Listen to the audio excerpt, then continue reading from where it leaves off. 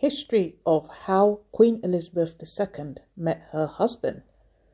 So, Elizabeth met her future husband, Prince Philip of Greece and Denmark, in 1934, and again in 1937. They were second cousins once removed through King Christian IX of Denmark and third cousins through Queen Victoria.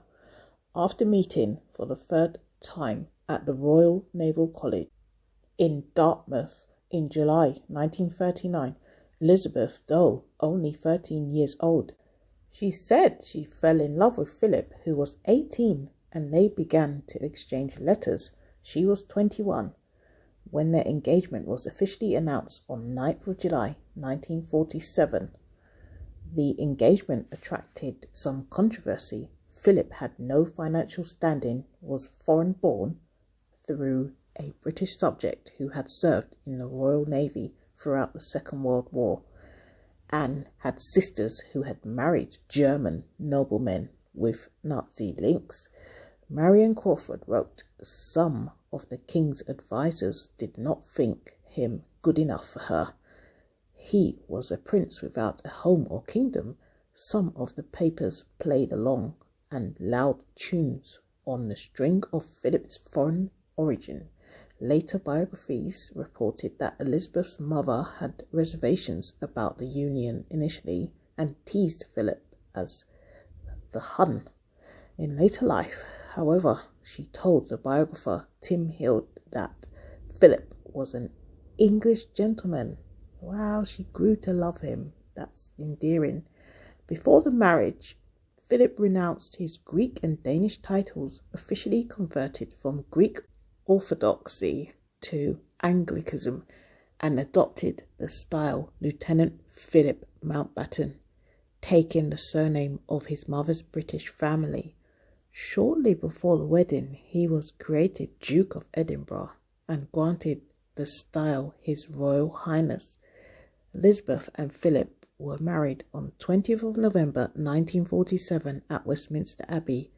They received 2,500 wedding gifts from around the world. Elizabeth required ration coupons to buy the material for her gown, which was designed by Norman Hartnell, because Britain had not yet completely recovered from the devastation of the war. In post-war Britain, it was not acceptable for Philip's German relations, including his 3 surviving sisters, to be invited to the wedding.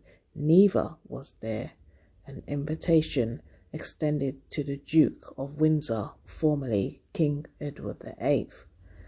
Elizabeth gave birth to her first child, Prince Charles, in November 1948. 1 month earlier, the king had issued letters patent allowing her children to use the style and title of a royal prince or princess, to which they otherwise would not have been entitled, as their father was no longer a royal prince. A second child, Princess Anne, was born in August 1950. Following their wedding, the couple leased Windlesham Moor near Windsor Castle until 1949, when they took up residence at Clarence House in London.